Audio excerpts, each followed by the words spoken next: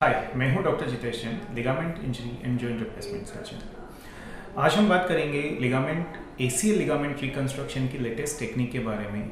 All inside ACL reconstruction क्या होता है, ये रूटीन एसीएल रिकंस्ट्रक्शन से कैसे डिफरेंट है और इंटरनल ब्रेसिंग के क्या फ़ायदे और क्या नुकसान हैं।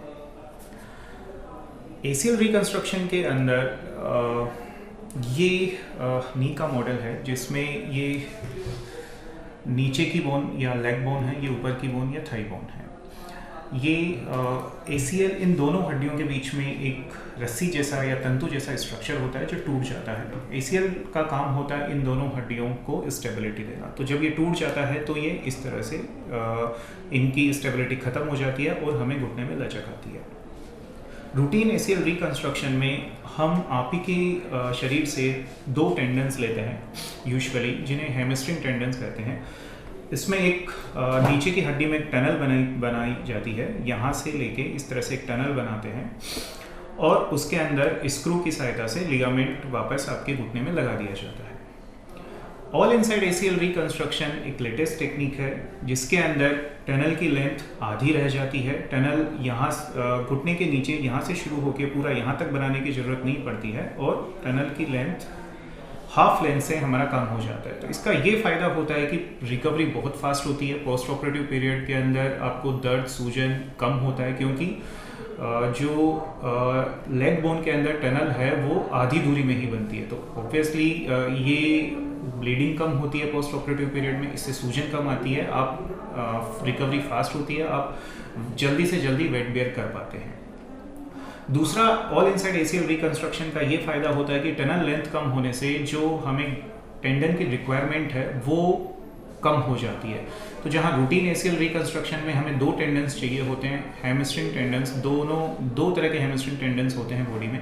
ये दोनों यदि हम रूटीन एसीएल रिकंस्ट्रक्शन कर रहे हैं तो दोनों हमें निकालने पड़ते हैं, दोनों हार्वेस्ट करने पड़ते हैं और इन दोनों को हम आपके घुटने के अंदर लगाते हैं।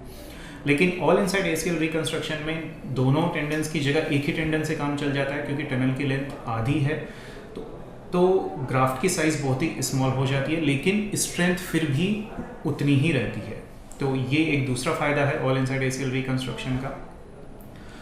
फिर जो मेजर एडवांटेज है ऑल इनसाइड एसीएल रिकंस्ट्रक्शन का वो है internal bracing. All inside ACL reconstruction को हम इंटरनल ब्रेसिंग के साथ एसोसिएट कर पाते हैं। इंटरनल ब्रेसिंग क्या होती है?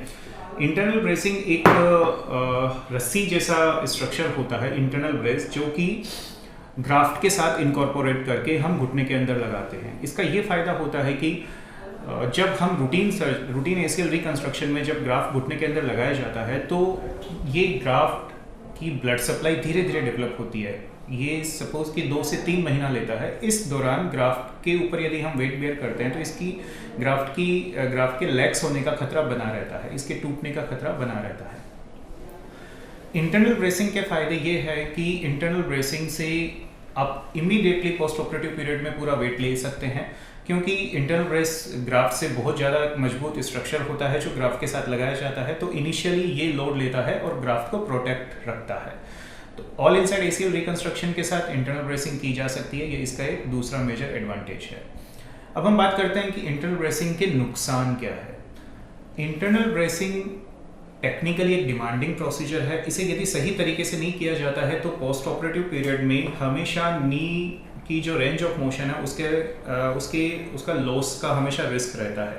हो सकता है कि आपके नी के मूवमेंट्स पूरा नहीं आए क्योंकि घुटना बहुत स्टिफ हो जाता है।